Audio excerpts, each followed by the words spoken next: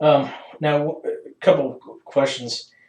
When we notified you that Wednesday morning, excuse me, at work, myself and the bigger black fellow from the coroner's office, um, you never asked us, what had happened to Katie or how she died. Is there any reason? Were you? Yeah, I've explained this to a few people because like 20 people asked me that day what happened.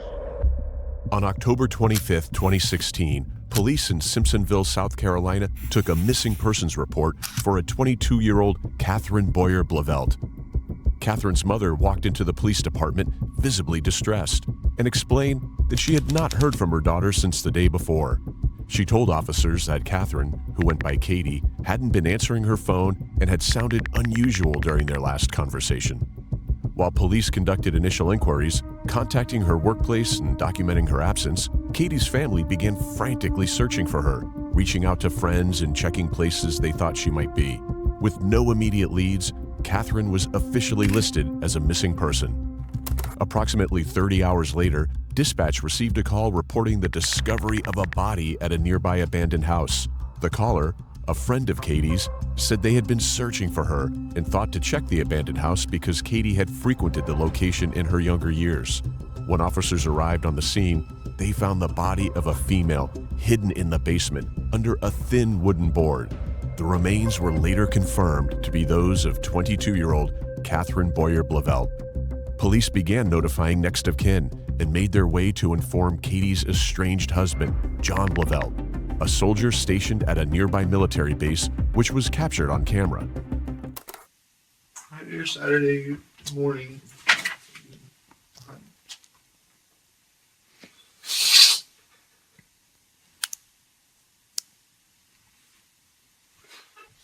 Oh, sorry.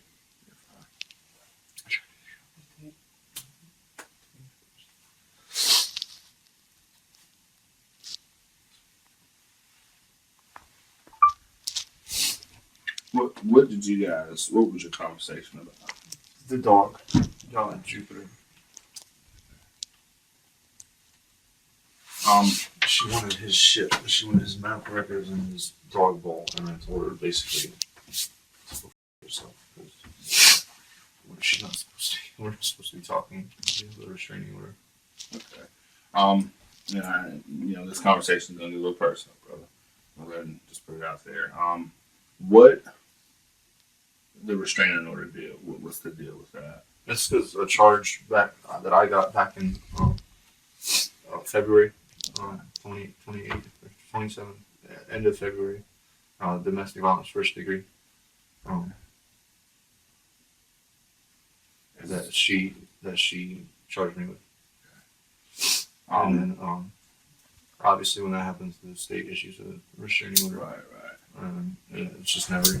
I mean, they found and then told us that we can't lift it until my court has a disposition. Yeah. Okay. What has anything ever like that ever happened before? Have you guys ever had any big issues like that in the past? I mean, we were the worst couple. We argued a lot, but I think it was just bad timing, honestly, because she was going through some shit, and I was going through some shit, and she just left one day. It was like a Tuesday, and then she came back Friday with the entire Fountain Inn Police Department, and it was a pretty big scene. It was like a 4-hour thing. And then, I mean, I'll tell you, but after that, we talked or whatever still, and we still saw each other pretty often. When was the last time you actually saw her? I'd say probably July, because she moved out in April, I think. She stopped 100% coming over in April, and then we talked on and off. Mostly she just wanted to see the dog and shit, so she would come over with her dog, Jupiter, and she'd see Marley for a little bit, but we couldn't really connect again. That wasn't really working, so she just kind of. Do you know if she had any issues with anybody? Anybody that wouldn't hurt her or anything like that? No, and I know that she's been dating around, and it's whatever, because I've been too, but I just know she's been dating around. I talked to Cheyenne, and she said she was fine.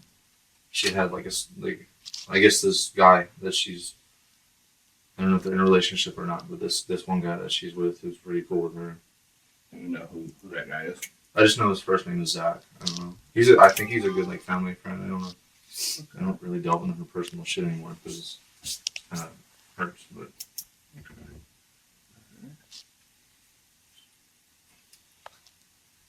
Do you know there's a guy that used to live with you, redheaded fella? redhead, Yeah. Wayne. Yeah. Mm-hmm. What's his story? Regular dude, good guy. Friends with him. Mm-hmm. I mean, we had a falling out too, but that's because he's an asshole, and he got in a car accident like 4 months ago, jacked his arm all up, and then he was staying with me rent free, because he was down on his luck. He didn't have nowhere to go, so I told him, shit, I got a bedroom, and then he just kind of left one day with some girl, and we kind of had a falling out. I've probably seen like 4 or 5 times after that. But Wayne's always been a good dude. He's got a good heart. Okay. So really good. What are your normal hours here at work? It's supposed to be 9 to 5, but most days I get out around 2 or 3.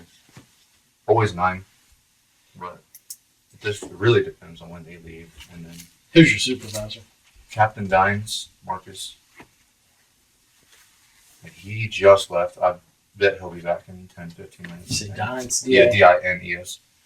And then first sergeant Goad.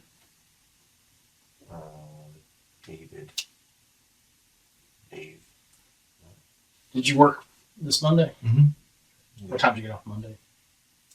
Like 2:30ish, 2. I don't know, because they left on Monday to Easley, or the first sergeant and the commander, they go out to all the recruiting centers. I know he didn't go today because he took his personal car just now. But I just hung out here with Judy for a little bit and talked to her. Where'd you go after work?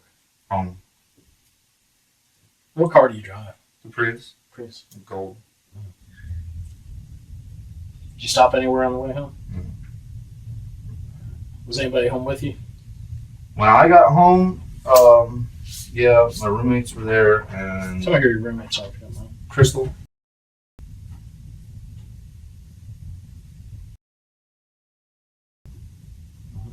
And Brandon.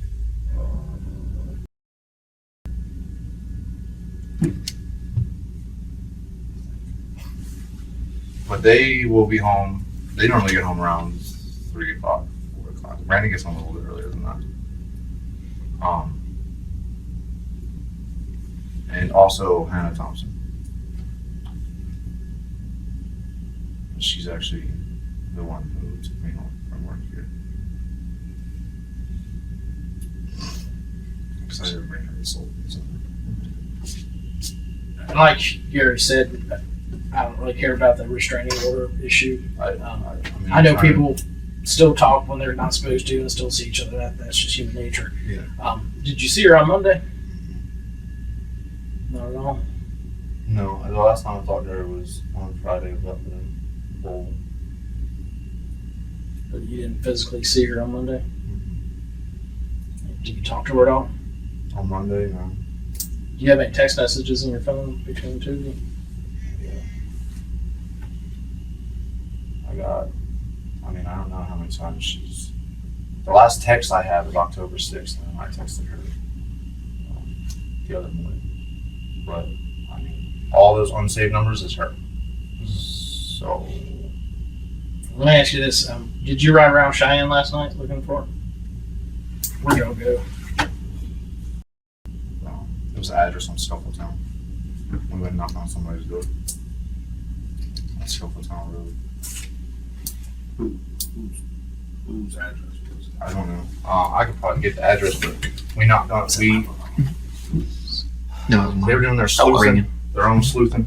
And they said that they got an address, and we just went knocked on the door and said, "Do you know Katie Boyer? Have you seen her?" And the dude didn't even answer the door. We just talked through the door. Continue along this road. We just left out after that. We went back to my house. Let me ask you this. Why were you looking for Katie? For Cheyenne. Cheyenne is destroyed right now, and I'm just trying to help her out. Because, me and Cheyenne are best friends. Oh, you are? And me and Katie the best with each other, but still married to her. And I mean, really just for Cheyenne. Who do you know that would want to do harm to her? Not nobody. I mean, I really haven't been intimately talking to Katie since June or July. I want to say the end of July just because it needs to get sooner, but I can't think of nobody that would actually want to do anything to her because she's just average, quiet. Like she doesn't talk shit, but she doesn't talk that kind of shit. And then She ever come by your house at all, maybe to see you? a couple times, yeah. When was it? I mean, that wasn't since back in the day. She came by the other day. Crystal told me she came by the other day because Crystal got a new kitten and she wanted to come see it. But I wasn't home. She came by and saw this cat or whatever and then played with my dog and then left. Have you ever gotten so mad at her that maybe you did something you didn't mean to do? No, absolutely not. I used to have a drinking problem, so I used to get pretty mad. And we used to have like yelling matches and shit, but she has some lungs on her, so we could go back and forth all night. But I hadn't drank in 2 months now.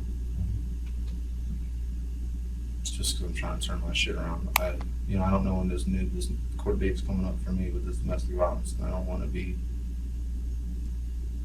lost, when it hits. So I've just been trying to turn my shit around.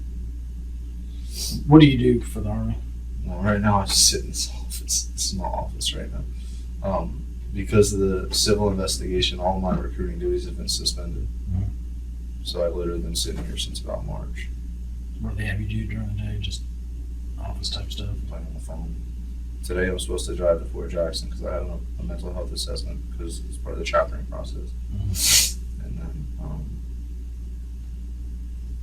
take this kind of crap down there. I was supposed to take some tablets down there. But nothing real, no real work. Gotcha. Cheyenne, what's her relationship to your wife? That's her niece. Okay. Are they as close as you and Cheyenne are? They used to be, and I think they were getting back to it. Cheyenne was pretty mad at her for a long time about this shit that went down in March. Because she was living with us at the time. Okay. Would she talk to Cheyenne about anybody she was seeing or any issues that she may have been I think so, yeah. Because Cheyenne told me last night that she's, Cheyenne told me shit last night about Katie that I didn't know. Like she's been dating around and stuff like that. So I would know that they were talking like that. Cheyenne hadn't mentioned anything to you about any issues that she may have been having? Cheyenne called me at 1:30 in the morning and was like, "Have you seen Katie?" And I was like, "Go away, like I'm asleep." And then the next morning I wake up and she's blowing my phone up.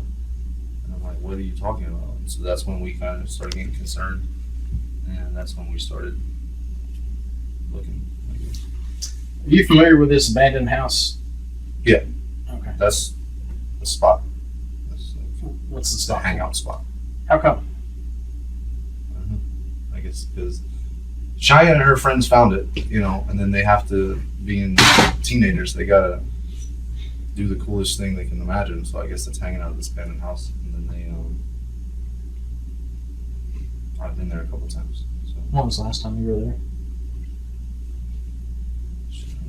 probably, I don't know, Like a week ago, a month ago? it's been months. If anything, it's been months. Am I being charged with a crime? Because he's recorded me, and I'm not comfortable with that. No. And if I am, I'd like to contact a lawyer. Because this is uncomfortable.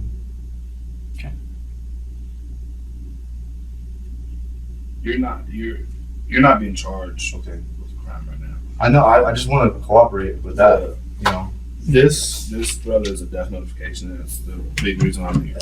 I'm shook right Beginning of now. this conversation, I understand. Beginning of the conversation, when I told you that we investigate every death or Yeah. anything except a natural death we investigate as a homicide until we can prove otherwise. Right. That's the reason why that we all are here.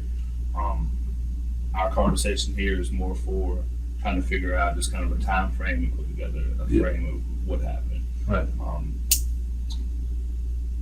The questions we had, obviously, put it out there, bro. Y'all are in the middle of a nasty divorce. Right.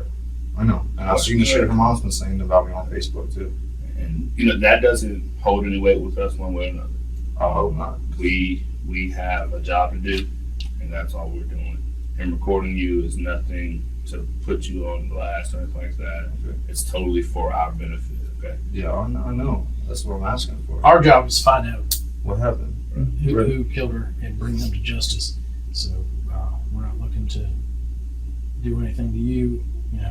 We'll be here for you because you're, And regardless of your marital status, you still have feelings for her. Yeah. I mean, I wanted to call and ask if I could get an update, but with her mom and shit like that, I don't want to. I know. I don't even want to be around. Like, I don't want to accidentally be there at the same time her mom shows up. She shoots me in the face or something. Because that's the shit that she was saying about me, like, had me nervous. So, I mean. When you earlier you were saying that the house, the abandoned house, was the kind of hang-out spot. Mhm. To your knowledge, who all that knew both of you guys hung out there on the regular? Probably Cheyenne. Now, I don't know how often they go there now. Okay. Because Cheyenne's number one got put in jail. So she's been kind of on the low. Okay. So she hasn't been really going out as much. But Cheyenne for sure. And then probably Cheyenne's group of friends. What was the redhead's guy's name? Michael, was it? No, that's Wayne. Wayne. Wayne.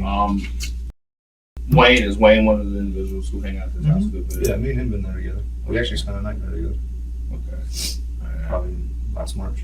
That's March. Okay.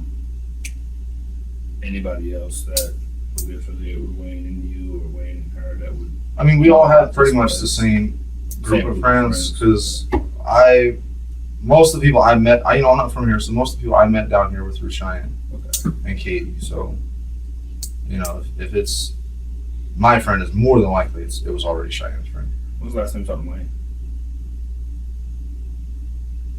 I think he was at my house like 2 or 3 months ago. Okay. But I hadn't talked to Wayne since then because, like I said, we just kind of went our separate ways. Has Wayne and your wife, were they pretty good friends, or?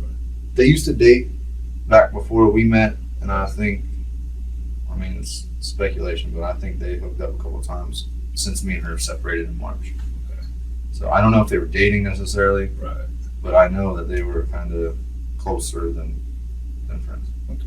So And that's never been an issue with you. I don't give a damn, man. She flipped my life upside down. So when she was like, we're done, I was like, great, dude. Stop contacting me. Like, we're done. Cool. And since then, I've just moved on, and she just moved on. So I got no bad blood against Wayne. I'm pretty sure they were dating, and he was in my house, like, chilling with me. So, and I knew, but I'm not the kind of guy that gives a crap, because live and let live, move on, find somebody new. So, understand that. Do your work here, do you guys clock in and out, or is it just kind of casual? You just walk in. Pop in, pop Yeah. out. If you want to go run errands, you go take care of it. Yeah. It's nothing major, because I was supposed to go to Greenville just now and get them tablets, but it's not like they're never too official with me, because I kind of just hear. Right, you're not really Yeah. assigned to them. Yeah, they trust me to just sit here and be quiet, so, yeah. Sometimes for meetings. Gotta be bored to death. Yeah. Only so much Facebook and news you can watch. Sir. I got so many people on my Facebook just from sitting here, just keep adding them, Mm-hmm. just to watch that drama. Gotcha. Yeah, I play a lot of games on my phone, but it's not too bad. How long you been in the Army? Coming up on 10 years in January. All right. Yeah. But I'm done. I'm getting out.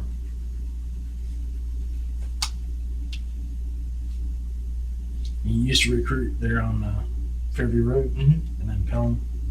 Never on Bell. I was always down there. I just came up here after the civil charges. Yeah. Yeah, I recruited from Malden High School all the way down to Clinton High School and out to Woodlawn. Anything else? I think I'm good.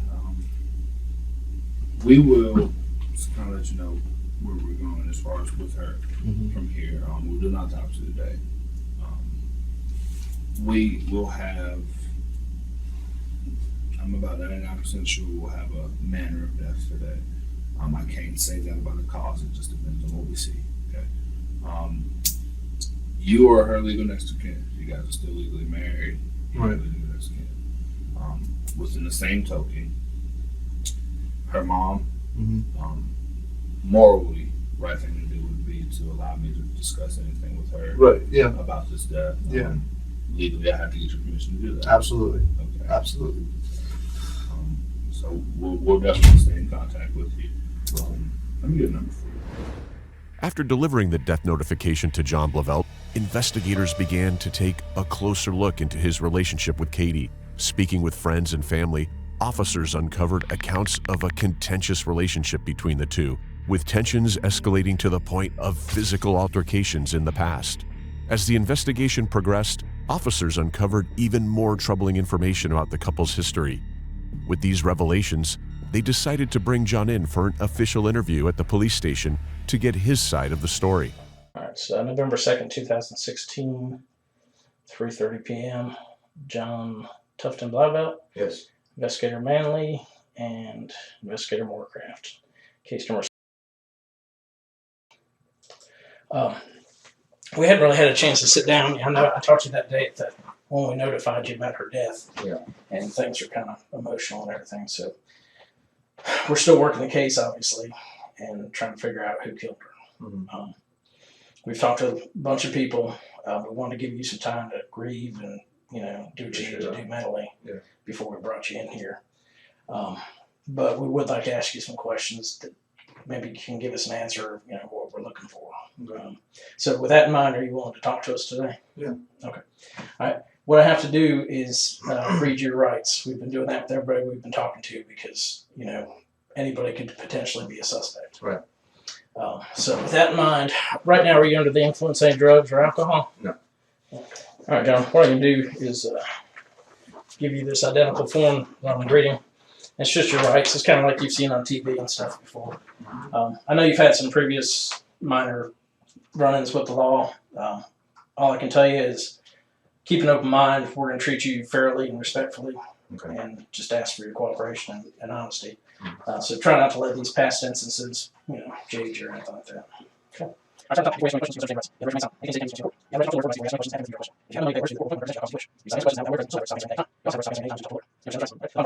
Having those rights in mind, you're willing to talk to us today? Yes. Okay. What I need you to do, just from this top portion, pick any of those lines out loud and just read one out loud to me. You have the right to remain silent. Okay. Sign it. Yeah, sign it, and then initial next to the word coercion, just showing you understand what that means. So I understand you've been deployed twice? Yes. Iraq or? Yeah. How long were the deployments? A usual year? 12 years. Or 12 months. 12 years. When was the last time you got back?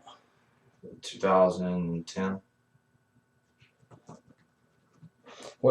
So where in Iraq were you? The first time I was down south, near Nasiriyah was the main city, and that was like 200 miles south of Baghdad. And then the second time I was up north at Kirkuk City. Well, we were in Kirkuk City, and that was like 100 miles north of Baghdad. You were a tanker? Mm-hmm. So you actually drove the tank, or you? No, we were on Humvees and dismounted. We didn't take tanks. Okay. So you were like patrols and stuff? Mm-hmm. It's pretty cool. The city we were in my second deployment was too small for tanks, so we just we would rip down all power lines and houses and all kinds of stuff. Okay. Guess they wouldn't want you to be doing that. Not any more than we were.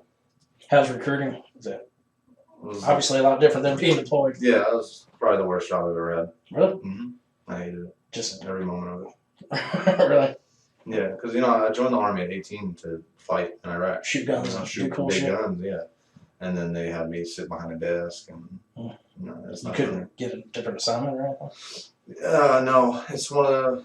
It's like one of the Army's like mandatory assignments. You either take it or you get out. Oh, really? Mm-hmm. So I took it. Simpsonville was your first place? Mm-hmm.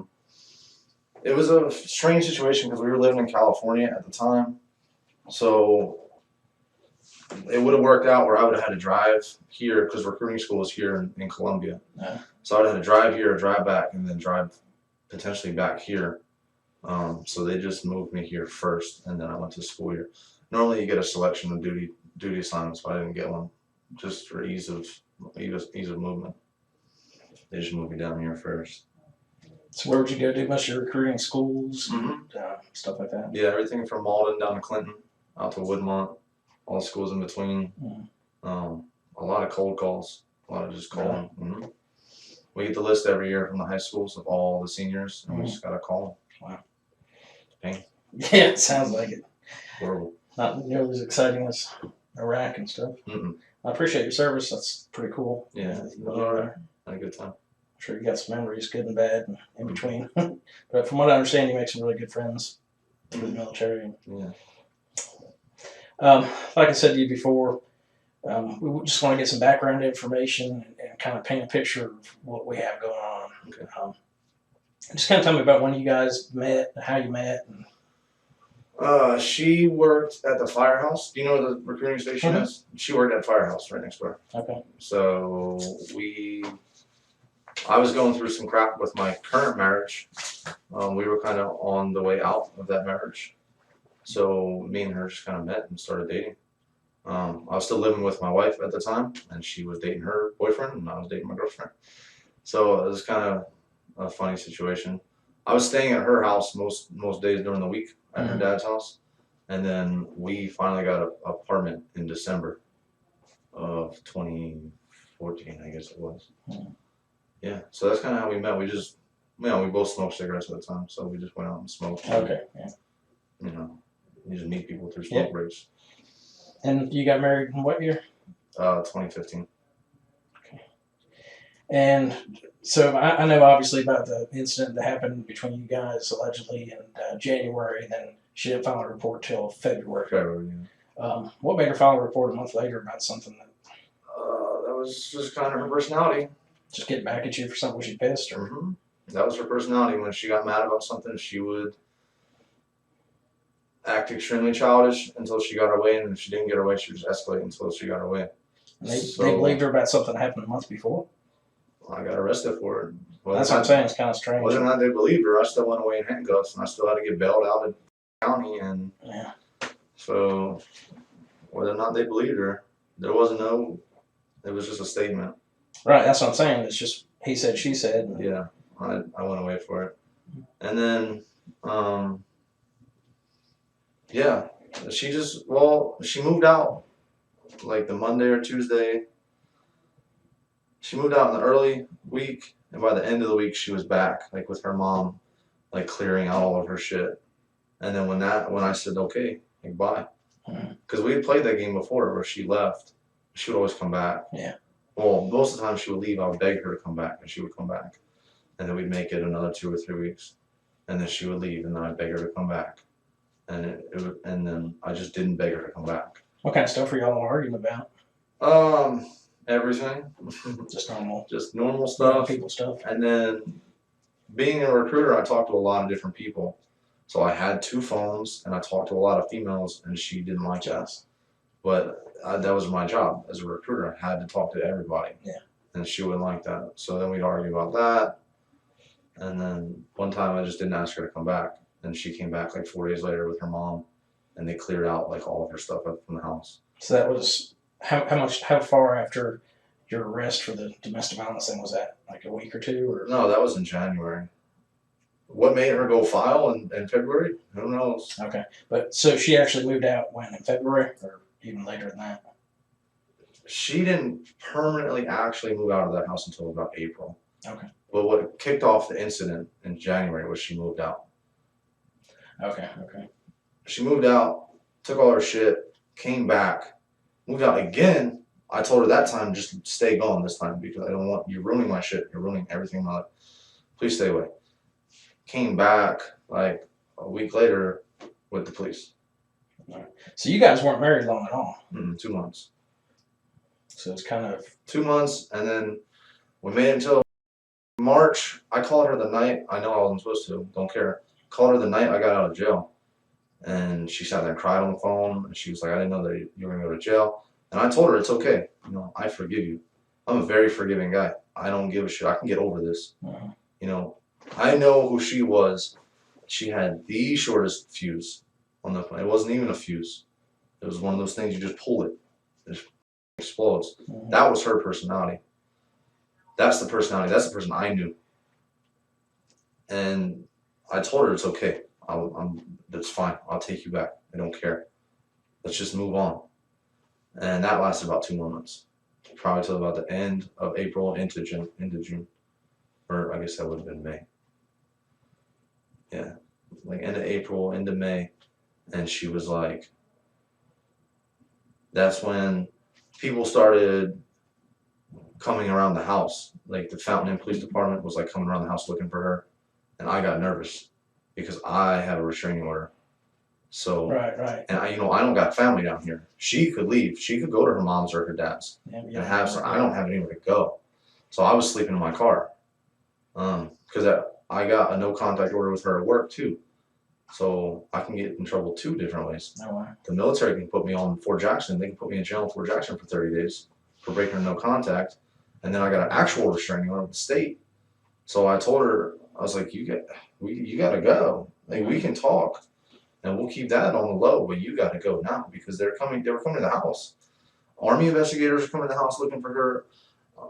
Fountain Inn Police Department. So I was like, the one time they see you, they're going to be like, hey, we got another conviction. Grab his ass. And I don't want to go through that because I've already been in that situation. And I don't feel safe in that situation. So she left in like April or May. How was your guys' contact after that? I mean, did you? We talked on and off. At first, it was real heavy because we were still like, we're in a relationship, we're just not with each other. It wasn't until probably about June that it went to more once a week, and then once every other week. And then we just fought like once or twice and then just completely broke contact. The only time I would hear from her after that is when she needed something or when I assumed that she was like drinking or something because she would text me random I love yous and stuff like that. Was she ever like drive by your house or anything? Yeah, and just to see what you're doing? Or? I saw her a couple times, just her car, and that could have been for a couple reasons. I mean, she could have seen somebody else in the neighborhood. I don't know, but I saw her car a couple times, and then I heard stories that she was like coming up to the door for my roommate and stuff. Come to like, my roommate got a cat. She wanted to come see the cat. She wanted to come see my dog, so she tried to get my roommate to take my dog out of the house. Who's this, Crystal? Yeah. Okay. So just hearing, she never came and bothered me. She never did that. She wouldn't like come and like, if I was there and like bang on the doors and shit. But she was still coming by the house. And I don't know why. But we broke contact because she was dating already. Like she's already been dating dudes. So I'm like, just move on. Like leave me alone. Right. But I still get random texts, in the morning. I look good today. I love you. Shit like that. Was she trying to get back with you? Or I couldn't really give you a good answer on that. My intention was to get back together with her. Still? Really? Yeah, at the end of this. Whenever my civil court was done, that's the last thing I told her, was that when this shit's all done and over with, I just want you to be there for me in that courtroom, and I will walk away from that courtroom with you. When you say civil court, you talk about the charge from February. Criminal case? Okay. Yeah. And what was going on with the military? Were they waiting to see what happened with that? Yeah. So that's why they had you over on Bargery Street, right, doing administrative stuff. And then once that case got cleared, if it got cleared, then you'd be reassigned, or if it was like dismissed, cleared, yeah, they would have just sent me on the way. If something came of it, then they would have continued their investigation to see what they wanted to do about it. Okay. Probably just kick me out, more likely. Is that? I mean, I've never been in the military, so I don't know how it works. But if you get charged with something serious enough, they just discharge you. Most of the time, yeah. Okay. Yeah, especially if it's a guilty verdict, they'll just dishonorably discharge you. Okay. So, and that's like the worst thing that could happen. It's like walking out the door with 2 felonies instead of 1. And I'm sure it's a lot of pride issue too, right? Yeah. I mean, 10 years of my life and 2 years in Iraq. Yeah. Walk out the door. But I mean, and I told her, I said, it's already done. They can do what they want. But the last thing I told her was when there's a disposition, if it's not guilty and I get to walk out of that courtroom, I want to walk out with you. And she said that was fine. She said that's good. That's what I want too. And that was like 2 months ago. So what was the status with the case? How close was it coming to go to court, or My lawyer got the solicitor to allow me to apply for PTI for the whole charge. So I got denied from that. I got denied from PTI. So now I'm just waiting. I haven't heard anything. I guess my thing went to the bottom of the pile again to recycle back to the top. right? Yeah, it's a slow. And it took from March to June to get, okay, let's apply for PTI. Yeah. And then, oh, by the way, we rejected you. Is that a public defender or paid? No, I was a paid lawyer. Yeah. Didn't want to take no chances with a felony charge. Yeah, I understand that. All right. Moving forward, so she moves out. You move Crystal and Brandon in to help out with bills or whatever. It was pretty soon after they actually moved in. Yeah. Okay. Any other roommates? Hannah was living there for a little bit. Hannah. Yeah. While Katie was there, Hannah was going through some shit at home, so she asked Katie if she could move in. She said, yeah. We moved all her shit in. Wayne was still there, and then Wayne got. Well, then Katie left before Wayne got in his car accident. So she left, and then Wayne left, and then Crystal moved in, and then Hannah moved out. And now it's just us and Crystal. Okay. How did you guys meet Hannah? Was it a friend of Katie's or yours? Friend of Cheyenne. Okay. Yeah. And you and Cheyenne are pretty tight, right? We used to be. Oh, you're not now because of this crowd. Because of this, yeah. Okay. I haven't heard from Cheyenne. I tried to talk to Cheyenne on Tuesday. Tuesday was the last time I talked to Cheyenne, and then she just dropped me off the face of the planet. So, kind of shows who your real friends are. Yeah. When you ask somebody specifically for help because you are not in a good place and they blow you off completely, but they're out there having fun with friends. Yeah. She's not grieving right now. She's out partying right now. So she could at least text me back. Yeah, I don't have an answer for that. And then I already had to avoid the viewing. I had to go on Sunday by myself because her whole family was there. And if I can't even get Cheyenne, who lived with me and who I bought cars for and school books for and sent to and pushed to get a job and shit, if I can't trust her to be calm and level-headed, then how am I going to go to this viewing with her crazy-ass family there? Right. So the viewing was Saturday, right? Right. 2 to 4 on Saturday. And when did you get? I went Sunday, 2:30 on Sunday. Okay. So they just had a private thing for you? Mm. Did you go by yourself? Or? Yeah. Well, I took Hannah with me. Did you? Okay. Yeah. How was that hard? Yeah, because I mean, first of all, there's nobody there but me and her, so we're just kind of standing there staring at like Katie's nasty, like dirty, disgusting body because they didn't even wipe her ass down. And then we're just standing there like, I don't know what to say. I've been to a couple. I went to my own dad's viewing when I was like 15. I've seen people dead. I've felt this shit before, and now there's nobody else there. You know what I mean? Yeah, it's kind There's of nobody else there awkward because situation. her family wants to be crazy about this shit. So I'm there by myself. I'm dealing with it by myself. I'm dragging her around because she's willing to be dragged around. Yeah. To be there, So I don't know. It's just been really stressful. Yeah, I can imagine that. You've been able to go to work for the majority of it, I guess, or Well, yeah, I've been going. I told him I don't want any time off because I don't do any work anyway. do admin shit anyway. So, and plus you'll just sit there and go crazy probably. And, right, I don't want to just sit at home, stare at the walls. I don't have family here. yeah. Crystal works until 3. Brandon works until like 2:33. So I don't want to just be alone. Yeah. Does Hannah work or where she do? She works in the mall. JCPenney's in the mall. Now, does she live with you full time, or is it kind of? It's on and off. She stays when she wants. Okay. She live with her parents otherwise. Mm-hmm. Okay. All right. So let's go to last Monday. You're working downtown. Right. What time roughly did you leave work? I don't. I'm not gonna hold you to the exact minute because I know if you ask me what I did last Monday, Yeah, I don't know. I don't normally just leave with Judy.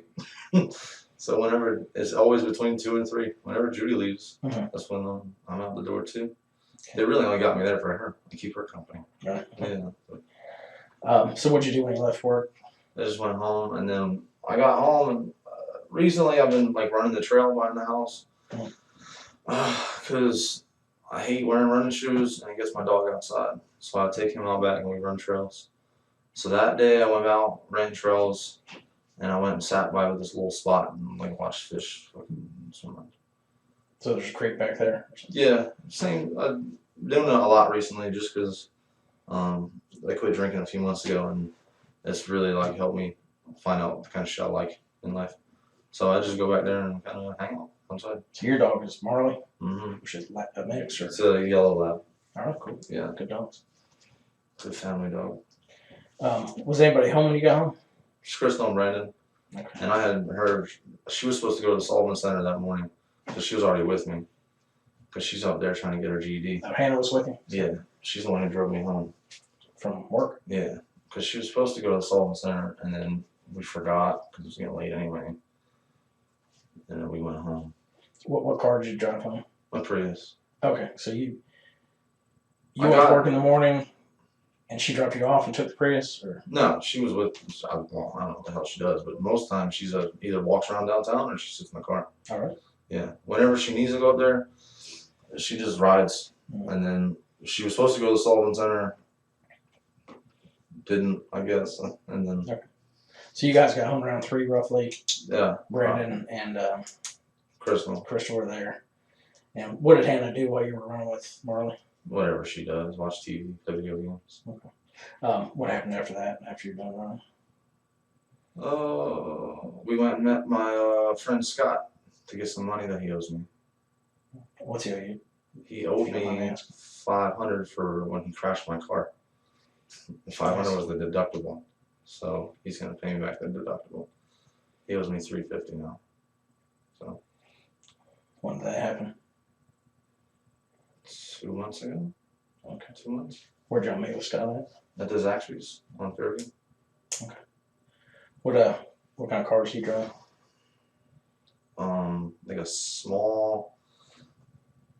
Like a small hatchback, like a silver hatchback. I don't know the make or the model, but it's kind of smaller than like a Subaru. Yeah. Shit seems smaller than the Prius. It's a little hatchback. Okay. Where's he from? Baltimore originally, and then he moved down here because he was hard on his luck. Mhm. So I wanted to give him a second chance. Where's he staying at? Do you know?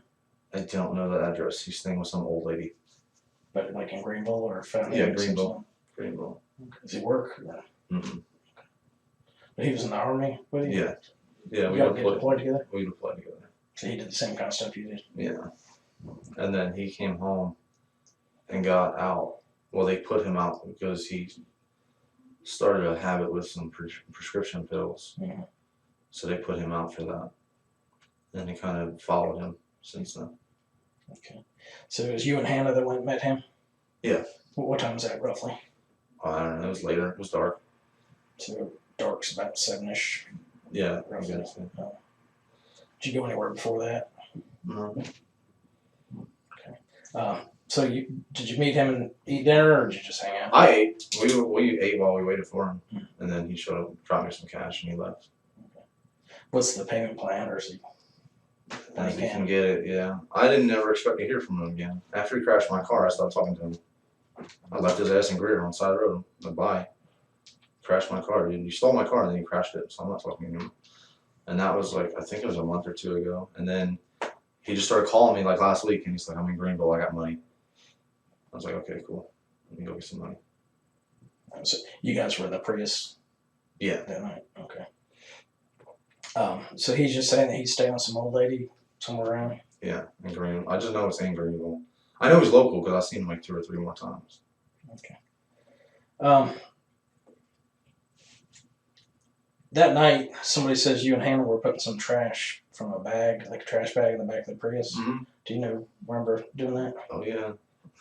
What was that about? Marley had like the most explosive shit Mm. on the floor and stunk up the whole house. I had to throw out like 4 towels. It was disgusting. And then Crystal left it for me to clean up. So, because it was like watery, nasty, I had to get like 3 or 4 towels to clean it up, plus the Swiffer, plus like dump bleach on the floor. So, yeah, it was pretty nasty. Okay. So why'd you put it in the car? To take it. Oh, okay. To Okay. throw it. Yeah, our trash is always filled up. We used to have this entertainment center. I just chopped it up, so it was like the trash can was full.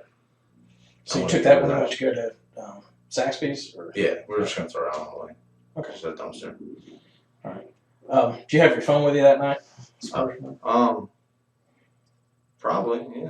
Let's see why not. I mean, you normally do. Yeah, I normally do. I normally have my phone. Unless I'm going out with Marley, I have my phone. Right.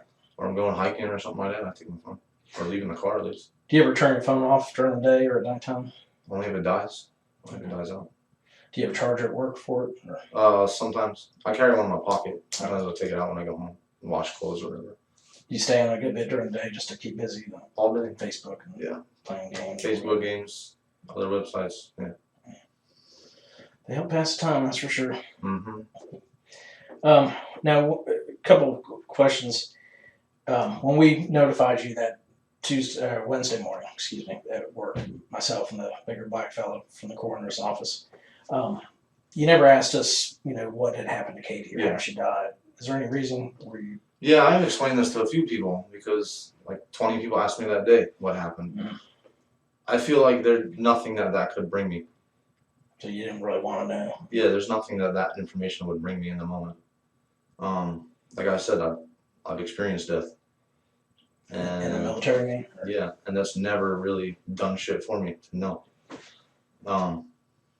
A good friend of mine, a lieutenant, was stabbed after he got out in the military. He was overseas in the Middle East for school. He was stabbed to death. Him and his wife were stabbed to death. That brought me no comfort finding that out. Knowing he was dead, I just had a friend recently, and I still don't know, and I still don't want to know. It doesn't matter, because that's the end Because state. it is what it is. It is what it is. They're already dead. And how they died means nothing to me. Okay. So, I and that's how I've been. Well, probably seeing people, being in the military and seeing people die probably gives you that outlook. So, Yeah. when was the last time you saw Katie face to face? And I know. And I'm not worried about this restraining order thing. Trust me, that's the least of our worries. The last time I saw her was Cheyenne had a doctor's appointment, and Katie was there with her at the doctor. Okay. And I just coincidentally had a doctor's appointment in the same exact office. I just switched over to a new doctor, and they were leaving as I was checking out. So when was that roughly? 2 or 3 months ago. I don't know. We could get an exact date. Okay. But yeah, that's the last time I saw her face to face. And I don't think she saw me until she was actually out the door. So we didn't talk or nothing. Now she had been asking you for this paperwork for Jupiter, medical records or bills or something, or Medical records. and what else? A bowl or A bowl. leash or A something? dog food bowl. Dog food bowl. Had she called you one previous time and asked you to meet her? Bring it. She called me multiple times, asked me to bring her that stuff. You said no. Yeah. First of all, Marley uses that bowl, and he needs that bowl. And it's dog medical records. It's dog medical records. You could probably walk up there to Yeah, it's not like Hillcrest. rules. There's no rules and regulations for dog medical records. So if you want, I feel like she was just using it as an opportunity to see to me. get you to come see her. And it wouldn't have been the first time. Right. There's been so many emergencies that come up. I need to see you right now for this. Just to get there and be like, you want to smoke a cigarette? Yeah, that's typical. So it wasn't the first time. So you went to the viewing Saturday, right? Sunday. Sunday, okay. And it was you and Hannah that went there? Yeah. Okay. Now this Scott guy, how often does he come in? He lived with you for a little while? Well, yeah, he lived with me for a little bit, and then he crashed my car, and he kind of just left town. I think he went back to Baltimore for a little bit. I think he went down to Georgia for a little bit. So When was the last time you actually saw him? Not yesterday, but the day Friday, maybe So that would have been, this week. okay, where'd you see him at? We met at Smoke and Brew on Pleasantburg Drive Yeah. because he has some money and he stays up that way, I guess. Okay, so he gave you a little bit more money. Yeah, he gave me like $40. He's slowly paying off. Slowly, he's down to $350. We agreed on. And he was driving the same car. Yeah. So, So, did you ever meet him anywhere else in this past week? he's been to my house. He's been to my house. He's been smoking brews. Actually, I don't think so. He wanted to go to the bar like twice. I'm not a bar person. I'm not going to bar and drink. Yeah. So How'd you kick it? Just cold? yeah, I just had to. That's good. Just had to. Have you ever transferred money to him, or he transferred money to you, or is it just hand to hand? Western Union a couple times. I've sent him over the years probably like $400 or $500. Just when he's down on his luck? Yeah. And then he sent me. I mean, he paid me back like twice out of that, like $100 here, $100 there. So, but that hasn't even been recent. That's been, I mean, within the year, but outside of 6 months.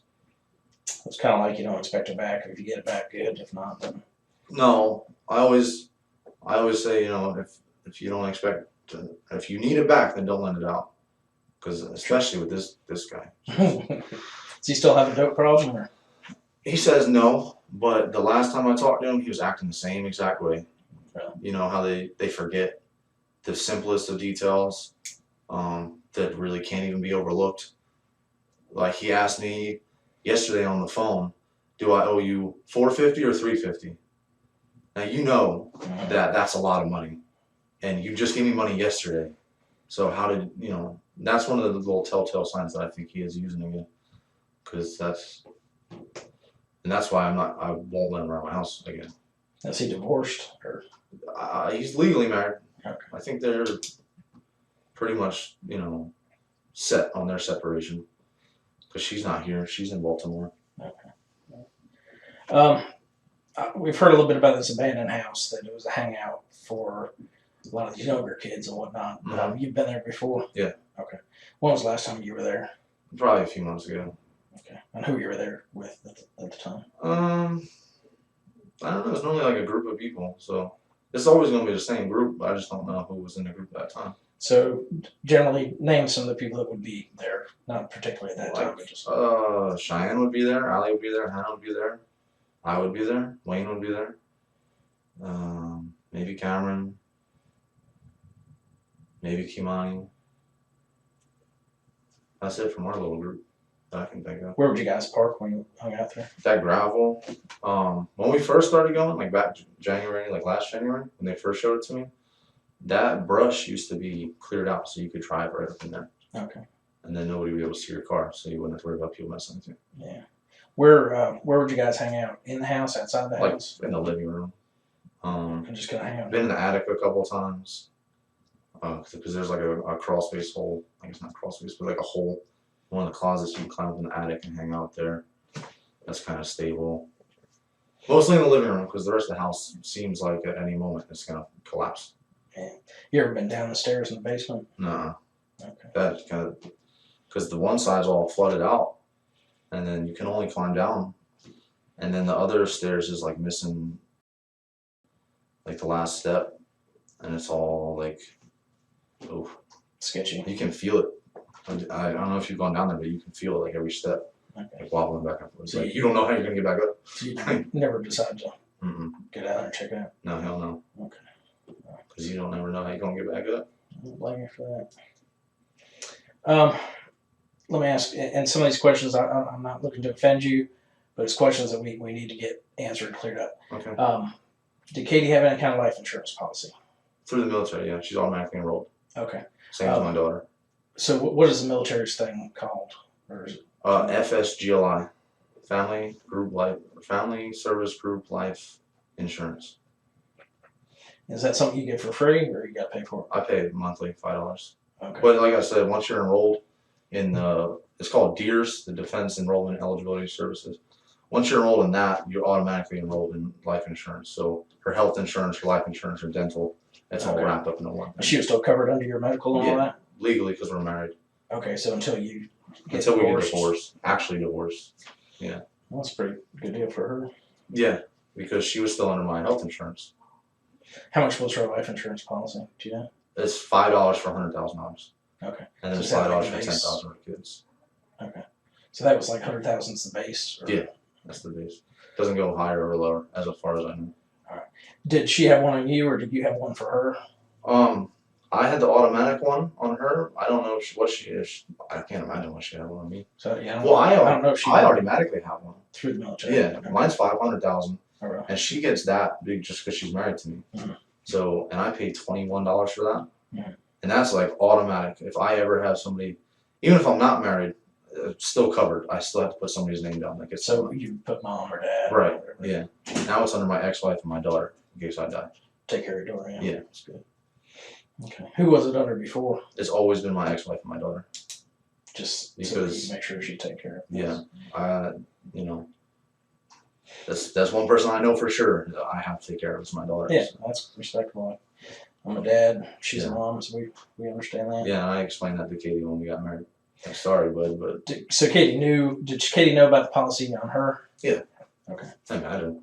Yeah. I don't know. She might not even, because of her time in the military, when she was in the reserves or whatever, Mhm. they might have taken her off my policy. Because if you're dual military, then one of those people doesn't have an automatic policy. Gotcha. Yeah. So since we were dual military, I don't even think that she was enrolled anymore. Because, yeah, But she wasn't current military now, right? No. she didn't make it through training. Oh, really? Yeah, she made it like 4 or 5 weeks. She got injured. She like fell over in the obstacle course and it jacked her lower back all up. She had like something with like her lower back. It was like at an angle. That was like bad. Okay. So it has. They medically discharged her. So that was a pretty quick career. Pre-existing condition dumped her out. So has the insurance? So no insurance companies have contacted you to No. let you know about any kind of policy? I know a lot of times they'll do it pretty quick. Okay.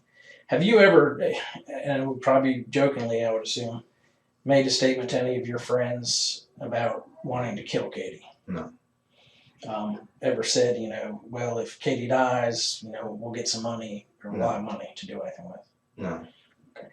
Have you ever gone up to any friends and said, hey, would you do me a favor and take my car, take my keys, my debit card, my phone, and go away for the weekend to Charleston, say, and that'll make it look like I'm out of town so I can kill Katie? No. Okay. So if somebody told us that, they're making that up? I believe so, yeah. Okay. And that's the same that's been coming out of her family's mouth for the last 2 weeks. And I'm getting kind of sick of it because I don't feel safe in my house anymore. There's cars parked out front of my house during the nighttime. And I know I got PTSD and I know I'm watching them, but there's cars parked out front of my house. There's people driving by. And that's the type of shit, that's the narrative right there that's going to get me in trouble with some crazy driving down and shooting up my house in the middle of the night. Or somebody called my ex-wife yesterday. Somebody called my ex-wife yesterday. And that's got me scared. What's her name? You talked to her yesterday. Um, But Catherine. yeah, that's got me scared because my kid's there. And how did somebody get her number from here? How does somebody get her number from here? And then not just from here, not just from Simpsonville, but from some private number called her, called her, so they can find my kid now. And that's the shit that's got me like pissed off.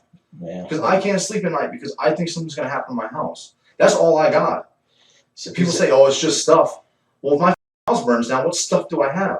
I get a check from the insurance company for $100 grand to pay off the house, but I'm still sitting homeless. Almost, yeah. So this pressure is coming from Katie's family? yeah, it was on Facebook. We got pictures, we got screenshots. This shit was on Facebook. People were giving out my address. People can't walk to my house the other night. People walked to my house the other night. Or standing out front of my house. Do you recognize them or no? No, they were from Facebook. Okay. Crystal got in this argument with this guy on Facebook, and he's like, I know where you live. I can come there right now. What the f***? Come here right now. Yeah. Because that makes me unsafe. I got to barricade my front door because now you're telling people to come by my house, and her mom's been telling people to come by my house. They're trying to spin this story against me, and it's got me terrified. It's got me scared as shit. Do you have any idea who killed her? No, absolutely not. This shit is ridiculous and it's scary as. But I can't even be scared for Katie right now. Because I know Katie wouldn't want me in this situation. She knows I'm scared as hell. Are you talking about your ex-wife, Katie? I'm talking about Katie. The one that died. Yeah. She knows that I'll be like this, be paranoid like this. Some people told us that recently they got in the backseat of your car and something had been spilled, and they were told, hey, don't touch that. And I told Cheyenne, I just spilled iced tea right there. Don't sit in that. The iced tea bottle is probably still in the back of my car right now. Okay. That was in the backseat? Yeah. How'd you spill it in the backseat?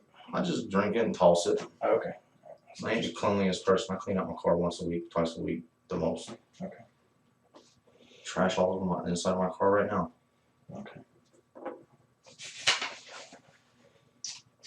And her family's the ones putting that shit in her head because she was at my house on Tuesday.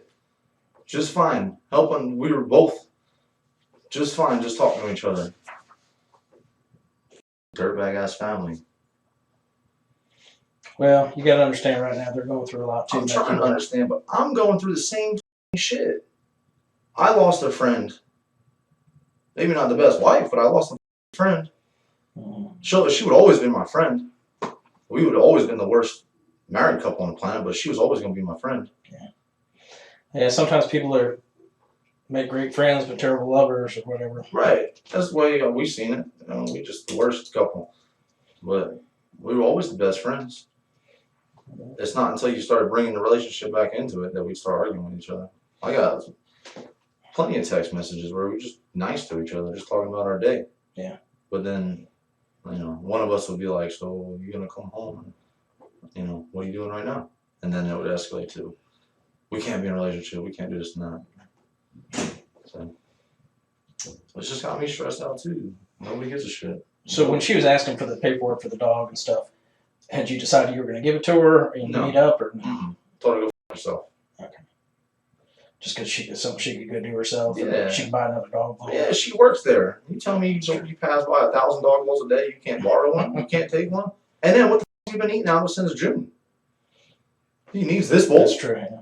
So it's more of a thing, just a way to get you. Or Yeah, I something really to think harp on you about. sometimes, and Krista will tell you because she's seen her do it, is that sometimes she would make up a scenario or say she needs something just to get close because she can reel me back in. She's real good at it. So, She had a Ford Fiesta. Have you ever been in that car? I think once, yeah, she brought it by the house one time, but it was a while ago. Did you get in it, or? Yeah, because that's when she first bought the shit, and I knew I was paying for it, so I got to see it. But, Okay. and the last time she brought Jupiter by the house a couple times, and it's always been in that car. Okay, but so did you get in it, or? I've been in it, yeah. Okay. So when was that roughly? Oh, I don't know. Like I said, that's when she used to come by the house and tell me she was coming with Jupiter, take him out. So would that have been like July, August? Yeah, it had to have been Okay. June, July, August. Because she stopped coming around because I stopped playing the game. Mostly. I just told her, like, I'm not playing the game anymore. I'm done playing with you. Because I already knew that she was dating a guy, but she was still trying to get back with me. She's already dating this dude named Bill. And then she was dating some dude before that, and then she was dating some other dude, and I'm like, just be with them. Did that piss you off? Mm-mm. Oh, wait, you had Hannah, right? Well, yeah, me and Hannah were dating, not really. But, she was living with me, so. Yeah. So for all intents and purposes, Katie thought you two were together. Right. And there's nothing I could have said otherwise. So. Oh, yeah, I mean, And then Cheyenne told her entire family that me and Hannah were dating. So then that's the story. We're dating. Doesn't matter what I say. So then, since Hannah moved out back with her parents, no, I would say that I'm not dating anybody. okay. I don't know how much you know about cell phones and stuff like that, but as you go around, your cell phone's constantly Picking on the tower. searching for signals and stuff like that. Right. So with that said, is there anything, going back to last Monday, is there anything that you've told me that your cell phone records would say otherwise? I don't believe so. Okay. You don't believe so, or definitely not? Definitely not. Okay. There's a difference. Okay, well, I don't know. it's tiny, small. What if I told you that your cell phone did ping somewhere other than where you say you were? Then I'd also say that her cell phone pinged in West Virginia. Yeah, that ended up being a AT&T mishap. They plugged in the wrong phone number. Yeah, I don't know. Okay. What if I told you that Charles Scott's phone number pinged in the same area that yours did, and not around Zaxby's When Monday night? he's got freedom of moving on him, we can call him. You can ask him. Okay. But I'm not in control of that man, and I do not take any charge over him because that dude is a lost cause. Yeah. I want my $350, You're gonna be done. and I would like to change my phone number. If I could move, I would move. Is there any physical evidence that we're either going to find in that abandoned house, on Katie's body, or on any of her clothing, or in her car that is going to link you to her death? I don't believe so. No, definitely not. And you understand that DNA evidence it's the new thing. 100%. It's not new, but it's okay. And it's pretty accurate. Seems cold case files, all that kind of stuff. Right, yeah, so I just don't want to have to go back in a couple weeks when we get all these results and Right. say, well, John said there ain't no way this could have happened. But so if you did get together last week and have sex or go take the dog for a walk and that's how your, hair could have gotten in her car or something like that, then Right. we need to know that now so I we don't have to understand. explain it later. Yeah, I understand. So there should be nothing on her body from you. Right. Is that fair to say? That's fair to say. Okay. So no hairs, no touch DNA. I can't imagine. Okay. Because you understand, if I touch Investigator Manley's hand and they come and swab her hand, they're going to get my DNA off. Right, fingerprints, sweat. Right. And that stuff can't be denied. It's, as accurate as a fingerprint, Yeah. Your DNA profile. So I just want to make sure that we're not going to get any surprises. Right, yeah. And these, DNA tests take time. It's not like, it is on It's not, it's not CSI. CSI. I wish it was. You don't put it in a computer and Exactly. So, left and right. but I've had cases before where we've asked somebody something and they said, nope, absolutely not. And then we do get results that match them. And they're like, oh, well, there was this time that such and such. So we have to, eliminate all that now. Right. Honestly. Would you, what we've been doing is offering polygraph tests. We've polygraphed a couple people already. Mhm. And we're using that as a tool to eliminate people. And Okay. once we eliminate people, that means we can kind of narrow down our search, and it helps us so we're not wasting time looking at people that we don't need to be looking at. Right. Would you be willing to take a polygraph so we can go ahead and do that with you and eliminate you and start looking I elsewhere? have to talk to my lawyer about that first. Okay. See what he says, because I don't know about that at all. Well, it's nothing that can be used in court. It's a tool we use. Mm-hmm. Kind of like DNA is a tool, fingerprints are a tool, interviews are a tool. Right. So that's something I would like to, see if you'd be willing to do so that we could get past you and start looking, Okay. for somebody else. Well, I'll give him a call tomorrow, and then he'll set something up. Okay. Is there any information or any questions I haven't asked you that, any information you have that might help us? I mean, y'all know about this house, though. Y'all know about the abandoned house because all the news I got is from the media, and they're painting this house as like some house that they knew of, they used to go to, and all this kind of shit. This was an active, spot to go and. Yeah, the news kind of screwed up and said it was a high school hangout. But I know they've been going to it. I mean, it's a high school hangout, but It's their current hangout. Katie's hangout too. Okay, as long as you know, because this news story has been spinning it. The news screws things up big time. Yeah, and We can tell them that the sky was blue and it was 70 degrees, and they'll say it was cloudy and 30. right. How they I just screw wanted up, to I make don't sure know. y'all knew that she had been there a few times with more than just recent friends. She's been there with new guys and stuff like that. I don't know what her family's told you. Hopefully Cheyenne's been, upfront with you, but she's been dating around a lot. Katie. Yeah. Yeah, we're looking into some of that Okay. and trying to see if maybe she came across somebody that, Yeah. there's a lot of kooks. Because she was on Tinder, and Tinder's just a face, You can make a Tinder profile. Oh, fake. sure, yeah. So she's been on Tinder. I know that for a fact. I saw her on there. Have you driven Katie's car lately? I've never driven her car. I just sat in it the one time. On the passenger seat? Or I think it was a passenger seat. what about Charles? I don't even think they met. Oh, he's never even met I her. don't think he's met her. Okay.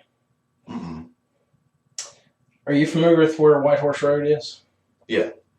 Okay. Because I've taken it. It's 25, right? Mhm. Okay, then yeah, I know where it's at.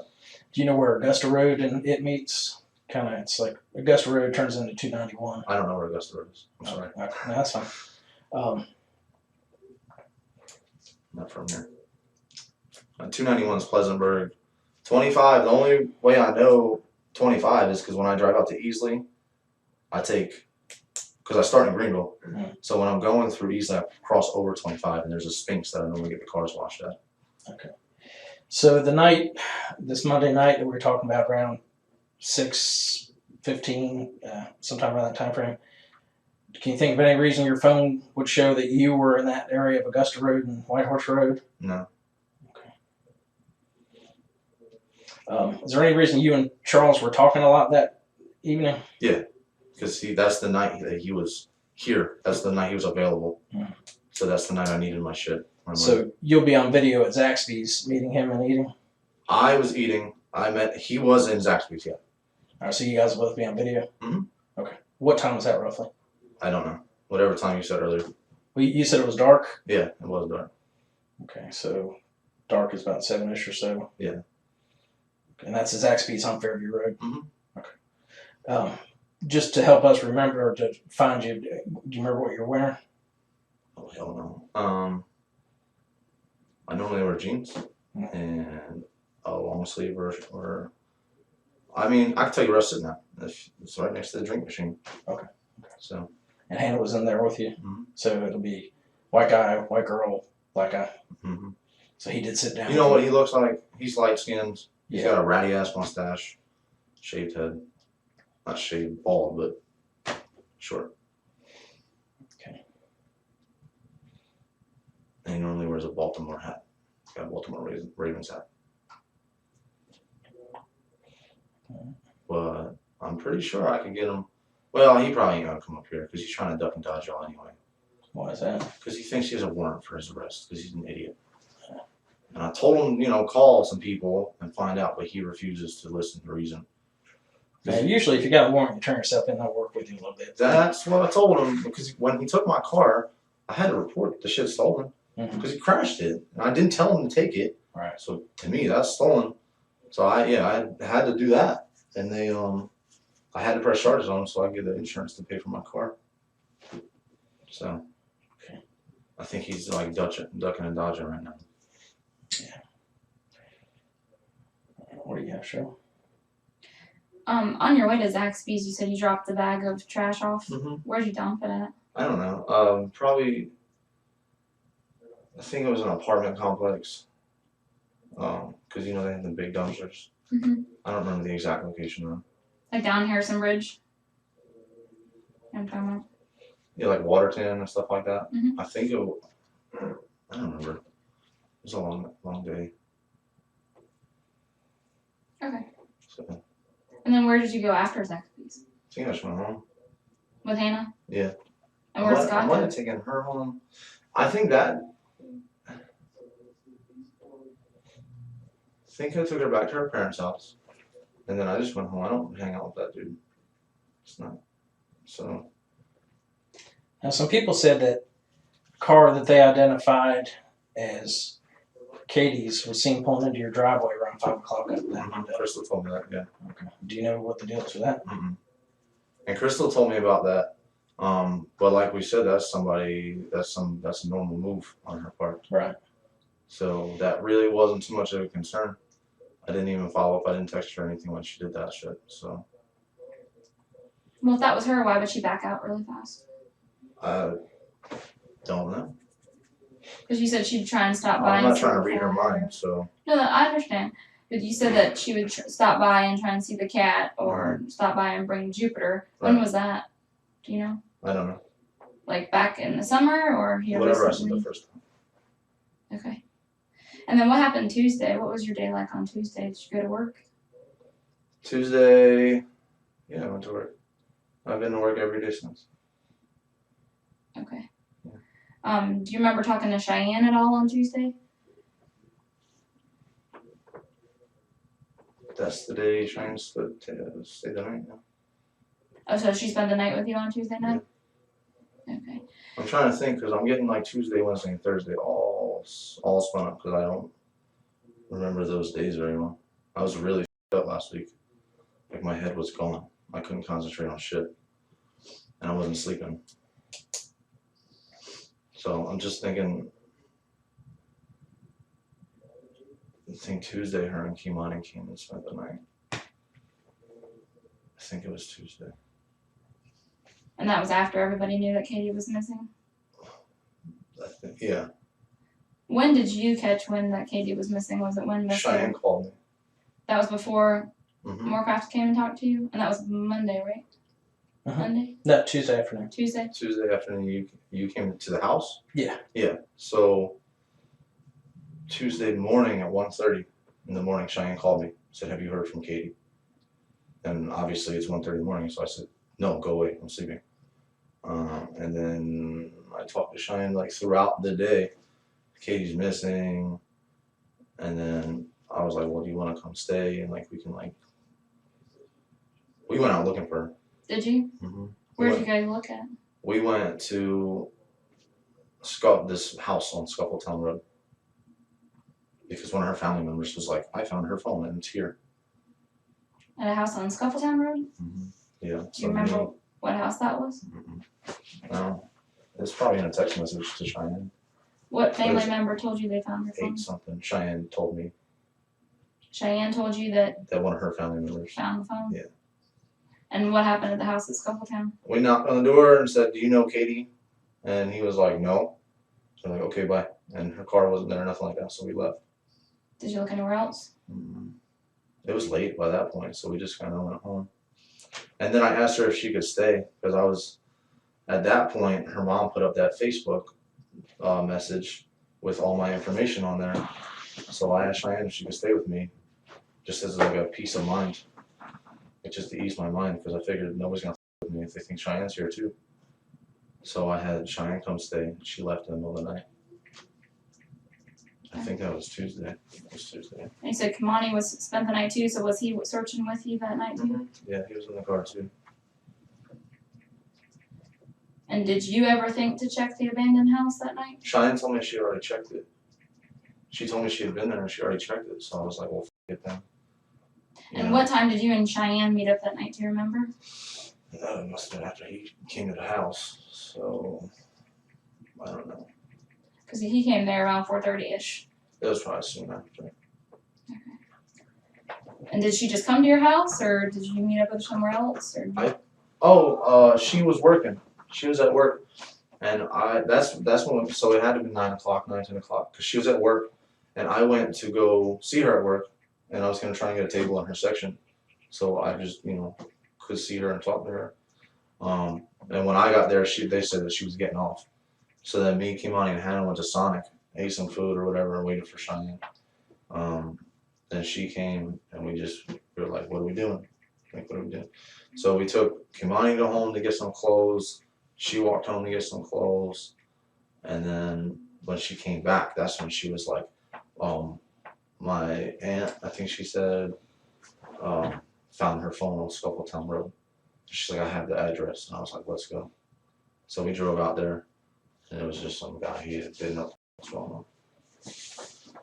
He had like 2 regular ass cars. Her car wasn't there.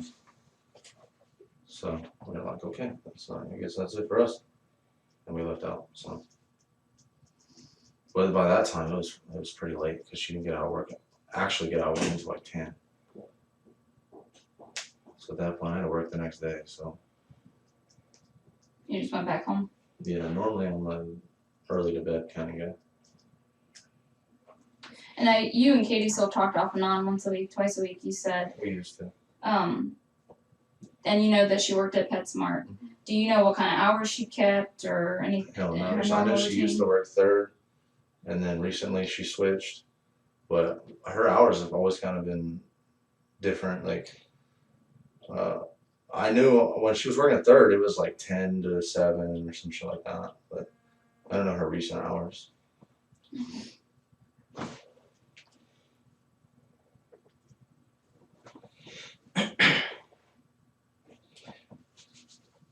I'm just gonna ask you point blank. Did you kill Katie? No. Okay. Do you know who killed her? No. This polygraph would really help us. You know, it's not admissible in court. Like I said, it's nothing that you take could be used against you. They're not going to ask you about other off the wall stuff. They're going to ask you Right. direct Mhm. questions related to her being killed. And the quicker we can get rid of you as a suspect, we've already, like I said, we've done other polygraphs with other people, so it's not like we're targeting on you. Yeah. If we were, we wouldn't have waited, a week and a day Yeah. before we brought you in here. So, That's what everybody's been telling me. So it's just yeah. That's got my head kind of straight. I've just been paranoid, man. Paranoid. I already got drug out of my house one time for not committing a crime. So, and I think I told you that when I sat down with you. Yeah, I've read the reports and stuff. I mean, I'm not saying the cops always do things right. And I'm glad that this is here, not in Fountain Inn.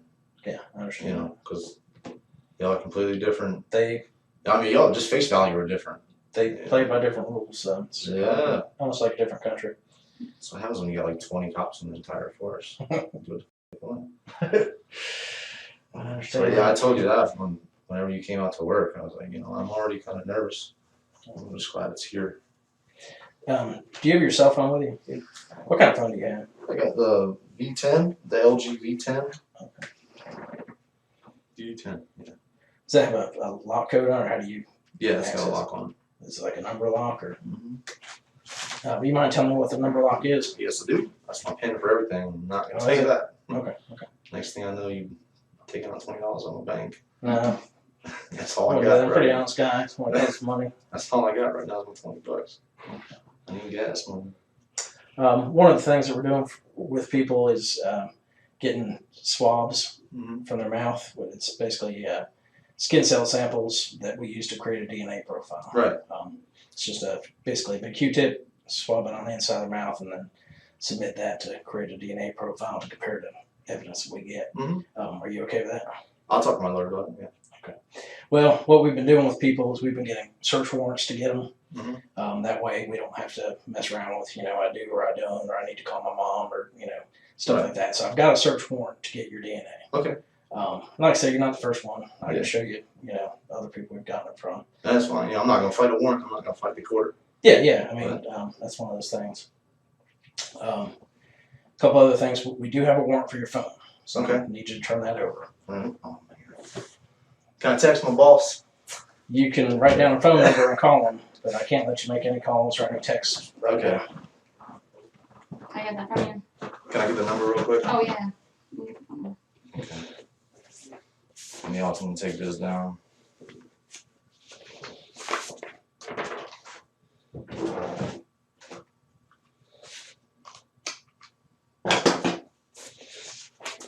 Captain called me and said, okay, I got 2 numbers now because my captain's trying to call me too. Here, you want a sticky note or something? Can you just write it down for me? Because I got a couple numbers here. Yeah, hang on 1 second. I'll find my pen. Go ahead. I'm gonna take blood again. That's just a swab of your mouth. Painless.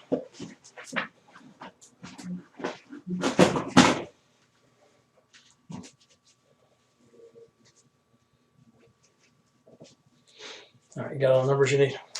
Yeah, I'm just waiting for it to lock. Okay, all right, I'll go ahead. I need the phone. So like I said, we got a search warrant. Okay. Okay, so go ahead and hand the phone over to me. Where's the warrant at? Oh, it's right here. You'll get a copy of it in just a second. I just want to see it before I give up my shit. Search warrant for your phone. I'm sorry, I watch TV too. Last time, list your phone number. Live, cell phone, Like color cell phone, unknown manufacturer, blonde John Blauvelt, gives your date of birth and the assigned telephone number. And it's signed by Judge Dean Ford. Okay. Sounds good to me.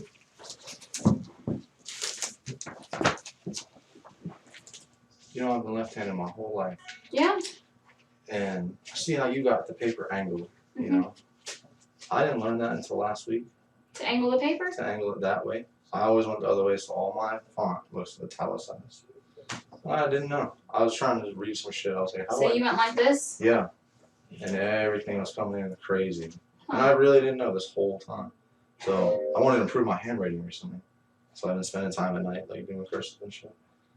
And I was like, let me see. And now all of it's like straight up like it's supposed to. Yeah. I'm like, I gotta be an idiot. I blamed somebody when I was like 8 or 9, but I gotta be an idiot too. You know, it used to suck being left-handed is when you're in school and you have the right-handed desks and you have to always lean over. That's probably Or why like I that learned pen to. right there, and you start smudging Uh-huh. everything you write out. Yeah. Yeah. That's my favorite.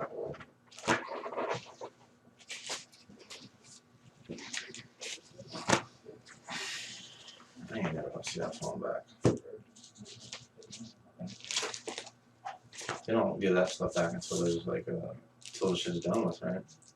It all just kind of depends. I mean, I'm just asking, like, Yeah, it just depends. Like you said, it depends on what.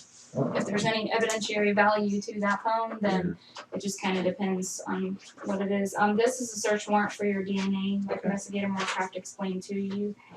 John, while she's doing that, we also got a search warrant for your car. Okay. So this is the search warrant for that. I'm going to give you this copy. Sure. It says to any bonded law enforcement officer in the county, in this state or county or municipality of Simpsonville, appearing before the attached affidavit, there's reasonable grounds to believe that certain property is subject to seizure under provisions 1713-140, 1976 code of laws, state of South Carolina as amended. It's located on the following premises. Description of person, place, or thing to be searched: 2007 Prius, golden color, registered to John Tufton Blauvelt, South Carolina tag KHJ933. Your VIN number is listed out.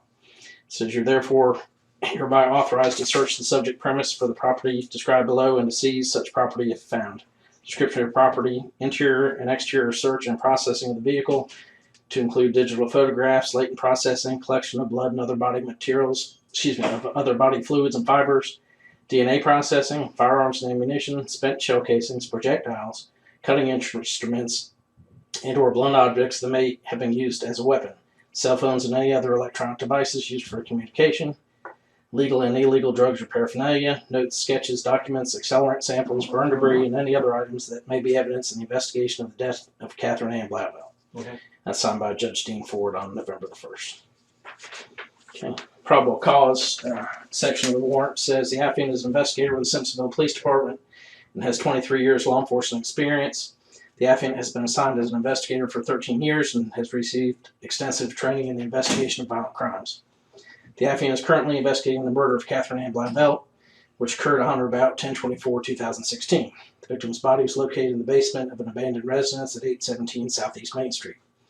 An autopsy determined the victim's manner of death to be a homicide. The affiant and other investigators have conducted multiple interviews with friends, family, and acquaintances of the victim and her estranged husband, John Tufton Blauvelt. These interviews have yielded multiple statements in which the interviewees stated John Blauvelt has made comments about his desire to kill the victim and his plan to hide her body in the house located at 817. The affiant also has recorded statements from witnesses who say John Blauvelt had approached them and offered them monetary compensation for assisting him in murdering the victim and offering him an alibi by using his cell phone, debit cards, and vehicle in another city to make it appear as if he was not in the area at the time of the victim's death. The affiant has also compiled police reports from the Fountain Inn Police Department that showed John Blauvelt was arrested in February 2016 for domestic violence first degree, where he was alleged to have pointed a gun at the victim.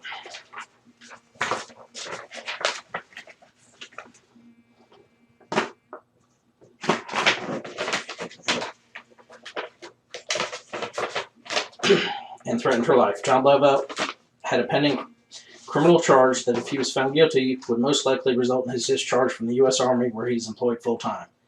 Blauvelt has made statements to multiple persons about the existence of a life insurance policy he holds on the victim for between $100,000 and $150,000, in which he is the beneficiary. The affiant has obtained recorded statements from witnesses that state the victim's vehicle was driven to the residence of John Blauvelt in South Carolina on 10/24/16 at 4:56 p.m. This is the day the victim disappeared and was last seen alive. The witnesses describe the driver as someone other than the victim and state that the driver was wearing a black jacket with a hood pulled over. The witnesses stated 15 minutes after the victim's vehicle pulled out from the residence, John Blauvelt came up from the backyard sweating profusely and was wearing a black hooded jacket similar to the one of the person driving the victim's vehicle. Blauvelt did not have a shirt on underneath the jacket and claimed to have been running. The victim's vehicle was later located at Road in Greenville, South Carolina, at a strip shopping center. Video surveillance from the area shows the vehicle being dropped off on 10/24/2016 at approximately 6:15 p.m. The second vehicle pulls up with the victim's vehicle and it matches the description of John Blauvelt's 2007 gold Toyota Prius. The second vehicle drives off after approximately 5 minutes with the driver of the victim's vehicle. Cell phone records from John Blauvelt's phone number obtained from AT&T place his phone in the area at the time the victim's vehicle was dropped off. It is the affiant's belief, based upon the aforementioned evidence, that the 2007 Toyota Prius belonging to John Blauvelt contains evidence related to the death of Catherine Boyer-Blauvelt. Okay, do you have any questions about the wording of that warrant? Do you have to take the car? You're going to take my car? Yes. All right. No, I got no questions. Okay, all right, that's a copy of that warrant. Yes, sir.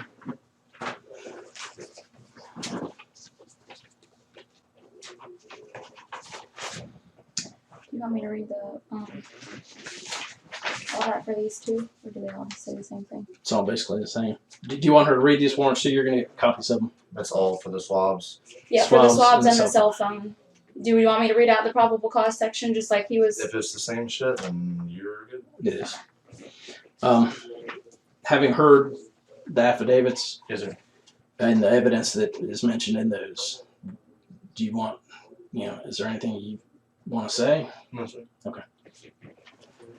I got everything else. Just have to just give the time and cut the recorder off. Is there anything else you want to say before we finish up the interview? Me? Yeah. The time is now 4:59 p.m. After his second interview with investigators, John Blauvelt began to sense the walls closing in. Investigators had gathered troubling evidence about his tumultuous relationship with Cati and were focusing their attention on him. Blauvelt refused to take a polygraph test and declined to speak further with detectives without a lawyer. Realizing that his arrest was imminent, Blauvelt made the decision to flee. In October 2016, just days after Cati's body was discovered, Blauvelt vanished from South Carolina, taking his 17-year-old girlfriend, Hannah Thompson, with him. As a soldier stationed at a nearby military base, his sudden disappearance led the Army to declare him a deserter. Investigators later suggested that his motive for fleeing, and possibly for the murder, was to be with his underage girlfriend without interference. Further investigation revealed that Hannah Thompson had deeper involvement in the events surrounding Cati's murder.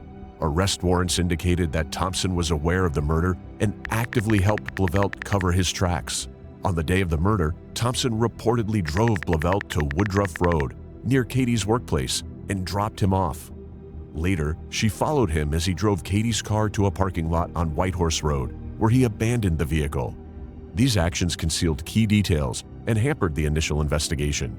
Blauvelt's fugitive status prompted a nationwide manhunt. Authorities tracked sightings of him and Thompson across several states, with reports placing them in New Mexico by November 2016. In December, Thompson was found safe in Oregon after being abandoned by Blauvelt. She sought help from a family friend in Eugene before contacting her parents to return home. For nearly 6 years, the U.S. Marshal Service pursued Blauvelt, listing him as one of their most wanted fugitives and labeling him armed and dangerous. Finally, in July 2022, he was apprehended in Medford, Oregon, and extradited to South Carolina to face charges for Cati's murder. During his trial in September 2022, Blauvelt was charged with murder and possession of a weapon during the commission of a violent crime. Prosecutors detailed the violent and controlling nature of Blauvelt's relationship with Cati and argued that his actions were premeditated. They also highlighted his apparent desire to eliminate Cati to freely pursue his relationship with Thompson. The jury found him guilty, and he was sentenced to life in prison without the possibility of parole.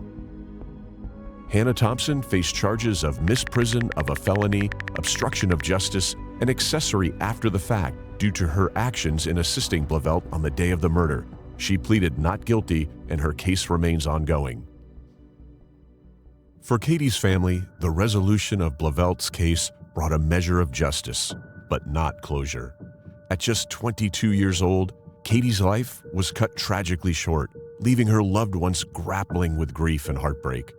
Remembered as vibrant, kind, and full of potential, her family continues to honor her memory and advocate for victims of domestic violence. Through their efforts, they hope to prevent others from suffering a similar fate, ensuring that Cati's legacy lives on as a call to action for justice and safety.